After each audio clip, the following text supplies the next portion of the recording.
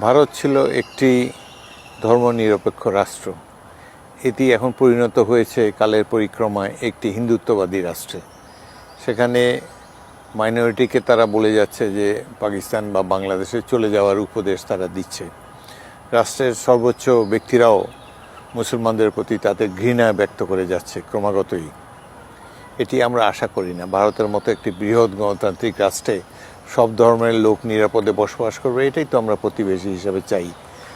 তো সুতরাং এর ব্যত্যয় দেখতে পেরে আমরা সবাই মর্মাহত।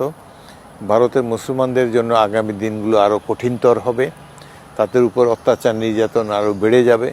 বুলডোজার দিয়ে তাদের ঘরবাড়ি গুড়িয়ে দেওয়া হবে, এই ধরনের সম্ভাবনা দেখা যাচ্ছে। বর্ডারেও তাদের হত্যাকাণ্ড আরও বেড়ে যাবে।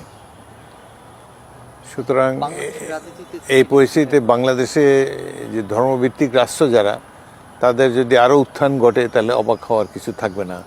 ওখানে হিন্দুত্ববাদকে মোকাবেলা করার জন্যে একটা ইসলামী ফ্লেভার বাংলাদেশের রাজনীতিতে আসবে, এটি হতে বাধ্য। তবুও বাংলাদেশের মানুষ বিবেকবান, তারা ভোট দিতে জানে, তারা রাজনীতিতে অত্যন্ত অভিজ্ঞ। সুতরাং বাংলাদেশের মানুষ ব্যালেন্স করে রাজনীতি করবে। বাংলাদেশের মানুষ হঠকারী উগ্রবাদী রাজনীতিকে সমর্থন করবে না বলে আমার বিশ্বাস।